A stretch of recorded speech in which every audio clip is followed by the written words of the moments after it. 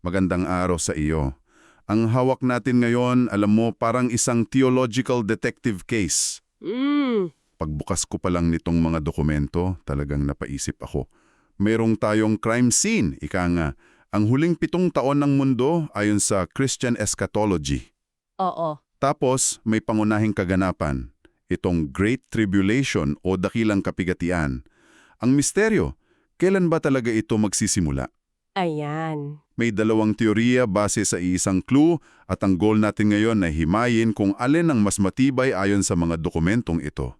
Magandang paglalarawan yan kasi ang lahat ng ito ay umiikot talaga sa isang pivotal event, isang act of ultimate blasphemy. Mhm. Ito yung pag-upo ng tinatawag na anak ng kapahamakan, parang isang anti-savior figure, sa mismong templo. At paglalagay doon ng kasuklam-suklam na bagay ng pagkawasak. Yan yung trigger. Sa mga source na ito, yan ang point of no return sa timeline. So, ang malaking tanong na sinusubukan nilang sagutin ay, mangyayari ba yan sa unang araw ng huling 7 taon o sa kalagitnaan? Okay, pero bago pa man tayo makarating sa crime scene mismo, no? Inilalarawan ng mga source mo ang isang napakagulong mundo. Oo, Hindi lang basta gulo. Parang total system collapse. Isang panahon ng kapighatian na parang pambungad pa lang sa mas malaking event. exactly. Hindi ito basta mangyayari out of nowhere. May matinding backdrop. Inilalarawan ng mga teksto ang isang series ng mga delubyo na maghahanda sa entablado. Ano-ano yung mga yon? Una sa lahat, isang malawakang pagkamatay. Ang estimate sa mga dokumento ay aabot sa 2/3 ng populasyon ng mundo. 2/3? Oo, mamamatay dahil sa digmaan, gutom at sakit. Sandali, 2/3. Kailangan nating isabsorb yan. Hindi yan basta statistic bilyong-bilyong tao yan. Bilyon. Yung epekto niyan sa society, sa pamilya, sa mental health ng mga matitira. Uy, gabi, halos hindi natin kayang isipin. At hindi lang yan basta listahan ng sakuna. Sinasabi ng source na magkakaugnay lahat yan. Halimbawa, binabanggit dito na masusunog ang 1/3 ng lahat ng halaman sa mundo. Wow. Hindi lang yan problema sa hardin mo. Kapag nawala yan, apektado ang supply ng oxygen, apektado ang buong food chain. Global famine. Magkakaroon ng global famine na hindi pa natin nakikita. So, gutom na ang mga tao tapos kulang na sa hangin. At parang domino effect, di ba? May kasunod pa. Paano naman yung sa tubig? Tama ka sa domino effect. Sunod, sinasabi na 1/3 ng dagat ang magiging parang dugo. Grabe. Hindi lang yan problema ng mga mangingisda. Imagine mo ang epekto niyan sa global weather patterns, sa evaporation, sa ulan. Oo nga. At para mas lala pa, 1/3 rin daw ng mga ilog at bukal, yung source natin ng inuming tubig, ay papait at magiging lason. Can you imagine living in that world? Araw-araw, parang you're just waiting for the next catastrophe. Yung psychological toll known on top of the physical suffering is almost unimaginable. Parang survival horror movie, no? Oo, na walang katapusan. At para kumpletuhin ang senaryo, pati ang langit ay apektado. Sinasabi na mababawas ng 1/3 ang liwanag mula sa araw, sa buwan at sa mga bituin. Itong hindi lang tungkol sa pagiging madilim ng paligid may direktang epekto yan sa agrikultura, sa temperatura ng mundo. It's a total systemic collapse designed to bring humanity to its knees. Okay. At parang hindi pa sapat yan, may mga salot pa. Ito yung part na medyo specific at nakakatakot. Yung tungkol sa mga balang. Teka, balang, literal ba itong mga insekto? O inilalarawan ba ito ng source bilang isang uri ng demonic o technological weapon? Kasi yung description na sakit na parang sa alakdan sounds more than just an ordinary pest.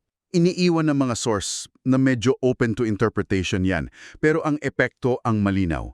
Isang uri ng torment na napakatindi na tatagal ng 5 buwan para sa mga taong walang selyo ng Diyos. 5 buwan. Oo, sinasabi pa nga na hahanapin ng mga tao ang kamatayan pero hindi nila ito matatagpuan. Ganun katindi.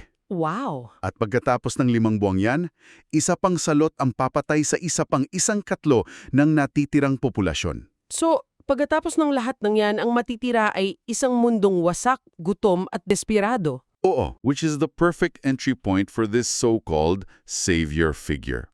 Dito na pumapasok yung anak ng kapahamakan. Eksakto. Sa gitna ng kaguluhan, lilitaw ang isang leader na mag-aalok ng solusyon, ng kapayapaan, ng kaayusan. At dahil sa tindi ng paghihirap, malugod siyang tatanggapin ng halos lahat. At yung pagtanggap sa kanya ang magsisimula ng final countdown. Ayun, ang huling 1 linggo o ang pinal na 7 taon. Okay, at dito na nagiging murky ang tubig. Kasi yung mismong starting gun para sa dakilang kapitlapian, isang single phrase mula sa aklat ni Daniel tungkol sa kalahati ng linggo, ay may 2 completely different interpretations. Dito na nahati ang mga teorya. At dito nagiging crucial ang detalye. Ang fascinante dito ay kung paano ang isang parirala ay nagbubunga ng 2 magkaibang timeline Oo. na may magkaibang implikasyon para sa mga mananampalataya. I-breakdown natin. Ang unang pananaw, sabihin nating pananaw 1, ay nagsasabing ang dakilang kapigihan ay magsisimula, Sa simula pa lang. yes, sa pinakaunang araw ng huling 7 taon. So, magkaiba talaga ang mental at spiritual preparation dito. Sa pananawan, sinasabi ng source na parang kailangan mong maghanda for a long, grueling war of attrition. Ganun na nga. Walang honeymoon period, simula pa lang gulo na agad. Isang marathon of suffering. Ang interpretasyon nila sa pariralang kalahati ng linggo ay sa loob ng kalahati ng linggo o for half a week. Ang ibig sabihin, sa araw 1 pa lang, uupo na ang anak ng kapahamakan sa templo at idedeklara ang sarili niya bilang Diyos. Agad-agad. Agad! Magsisimula ang sapilitang pagsamba sa halimaw na tatagal ng eksaktong 22 buwan o 3.5 taon. Sa timeline na ito, ang mga mananampalataya ay kailangang magtiis sa buong 22 buwan. Buong 22 buwan ng pag-uusig. Okay, malinaw. Ngayon, ano man ang sinasabi ng pananaw 2? Paano nila binabasa ang parehong clue? Sa pananaw 2, ang paghihirap ay parang isang maikli pero matinding sprint. Ang interpretasyon nila sa parirala ay sa kalagitnaan ng linggo o at the midpoint of the week. Sa gitna. Ibig sabihin, mayroong unang 3.5 taon na medyo iba ang takbo. Sinasabi sa source na sa panahong ito, meron pa ring mga sakripisyo at ritual na nagaganap sa templo. So may semblance pa ng normalcy kung matatawaging normal ang mundong yun. Meron pang religious freedom sa isang banda. Oo, hanggang sa dumating ang eksaktong kalagitnaan ng 7 taon. Sa puntong yun, doon palang uupo ang anak ng kapahamakan sa templo. Okay. Ipapatigil ang lahat ng sakripisyo at doon pa lamang magsisimula ang tinatawag na dakilang kapigatian. At dito, nagiging critical ang implikasyon para sa mga mananampalataya kung sa gitna magsisimula, ang ibig sabihin, ang aabutan nilang pag-usig ay Napakaikli lang. ilang araw lang? Sinasabi ng source na sa pananaw na ito, marahil ilang araw lang ang mararanasan nilang matinding pag-uusig. Kasi pagkatapos ng maikling panahong iyon, magaganap na agad ang tinatawag na unang pagkabuhay na maguli. Yung event kung saan sila kukunin na. Oo, kukunin na sila mula sa lupa.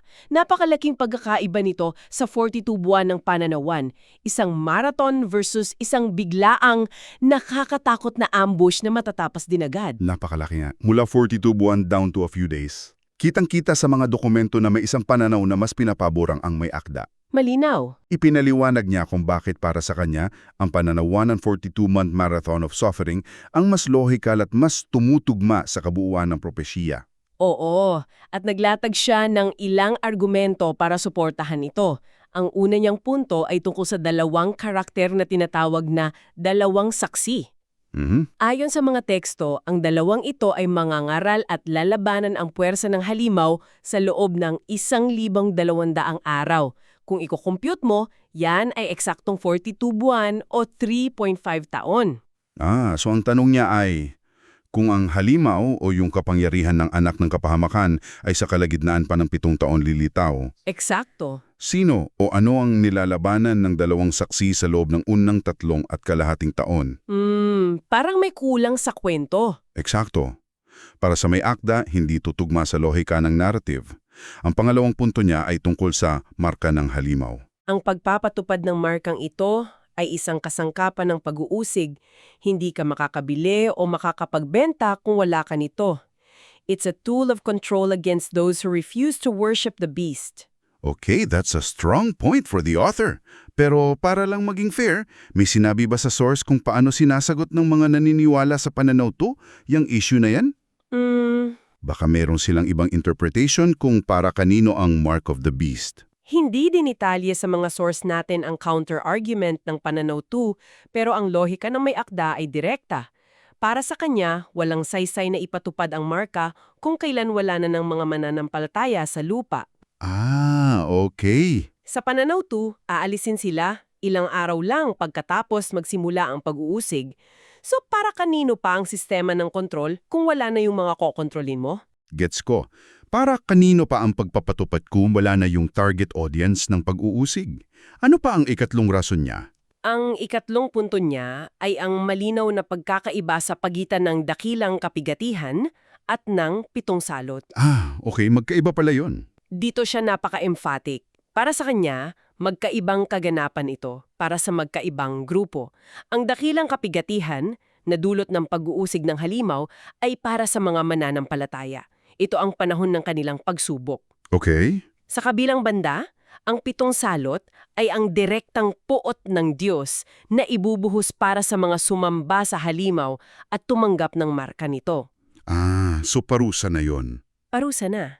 At ang mahalagang timing dito, ang 7 salot ay nangyayari pagkatapos na madala sa langit ang mga mananampalataya sa unang pakabuhay na mag-uli. So sinasabi niya na hindi pwedeng pagsabay ng dalawa, isa para sa mga hinirang, isa para sa mga sumamba sa halimaw. Tama. At ang huling punto niya ay tungkol sa isang parirala na madalas ma-misinterpret, yung pagpapaikli ng mga araw mula sa Matthew 24. Tama. Madalas itong gamitin ng mga naniniwala sa pananaw 2 para sabihin ang 42 buwan ay literal na paikliin at magiging ilang araw na lang. Pero hindi ganun. Pero para sa may akda, ibang ibig sabihin yan. Ang interpretasyon niya ay hindi literal na pag-ikli ng oras. Ang ibig sabihin ng pagpapaikli ng mga araw ay ang pagliligtas sa mga mananampalataya mula sa susunod na yugto ng paghihirap. Na siyang 7 salot. Na siyang 7 salot. Eksakto. Ang pagkuha sa kanila sa pamamagitan ng unang pagkabuhay na mag-uli bago ibuhos ang 7 salot, yun na mismo ang akto ng pagpapaikli ng mga araw ng kapigihatian para sa kanila. Okay, malinaw na nailatag ang mga argumento. So, matapos pagdebatehan ang simula at ang tagal ng pagdurusa, tila ang konklusyon ng may akda ay, kahit ano pa ang piliin mong pananaw, pareho pa rin ang ending para sa mga mananampalataya. Eksakto. At ito marahil ang pinakamahalagang takeaway mula sa mga source na ito, yung aha moment, kumbaga. Oho. Ang debate ay hindi kung magkakaroon ba ng katapusan ang pagdurusa nila, kundi gaano katagal nila ito pagdaraanan. Para sa may akda, hindi na ganun ka-critical kung sa arawan o sa kalagitnaan magsimula ang dakilang kapigihatian. Dahil sa dulo. Dahil para sa mga mananampalataya, ang kanilang pagdurusa, mahaba man o maiksi, ay laging magtatapos sa isang tiyak at glorious na kaganapan, ang unang pagkabuhay na mag-uli. So ang simula ay pinagdedebatehan, ngunit ang wakas ay sigurado. At yung trigger para simulan ang lahat, hindi rin nagbabago. Hindi nagbabago. Mapasimula man o mapagitna, ang senyales ay palaging ang pag-upo ng anak ng kapahamakan sa templo. Iyon ang hudyat. Gets. At ang pangako ng pagliligtas ay tiyak din. Ang mga mananampalataya, ayon sa pananaw na ito, ay hindi daranas ng 7 salot. Sila ay aalisin sa eksena bago ibuhos ang pinakang matinding puot ng Diyos sa mundo. May binanggit din sa mga notes mo tungkol sa isang partikular na bilang ng araw, 1335. Ano ang kaugnayan nito sa lahat? Oo, galing yan sa aklat ni Daniel. Matapos umupo ang anak ng kapahamakan sa templo at simulan ang kapigtian, may isang pangako na isang biyaya o kapalaran ang darating sa mga maghihintay at makakaabot sa ika-1335 araw. May dagdag na araw. May kaunting dagdag na araw yan mula sa 1,260. Ang numerong ito ay maaaring tumukoy sa dalawang bagay. Maaaring ito ang mismong araw ng unang pagkakabuhay na mag-uli, ang pag-akyat sa langit. Okay. O maaari ring itong tumukoy sa pagsisimula ng 1,000 taong paghahari sa lupa, ang Millennial Kingdom. Pero ano man ito ay isang pangako ng pagtatapos at gantimpala. So itong buong pagsusuri ay nagpapakita na sa loob ng teolohiyang ito, ang pinag-uusapan talaga ay ang nature ng pagtitiis. Tama. Hindi kung maliligtas, kundi paano at gaano katagal magtitiis bago ang kaligtasan. Ang tiyak, ayon sa mga dokumento, ay may hangganan ang lahat ng pagdurusa. May hangganan. Ang pag-asa ng pagliligtas ay laging nasa dulo ng timeline, kahit aling timeline pa ang paniwalaan mo. At ito ang iiwan nating tanong para sa iyo, na naguugnay sa lahat ng ito. Inilalarawan ng mga teksto ang 7 salot bilang isang kapigatian na mas matindi pa kaysa sa dinanas ng mga mananampalataya, isang paghihirap na pisikal at nakasentro sa katawan. Ngunit dinabanggit din sa mga source na ito ang isang huling paghuhukom, ang tinatawag na lawa ng apoy, na sinasabihang hindi hamak na mas malala pa kaysa sa 7 salot. Sobrang lala. Oo, kung ang 7 salot na napakatindi na ay parunsa lamang sa katawan, ano ang ipinahihiwatig nito tungkol sa isang paghuhukom na may kapangyarihang tumupok hindi lang ng katawan, kundi pati na rin ng kaluluwa at ng mismong konsepto ng kamatayan?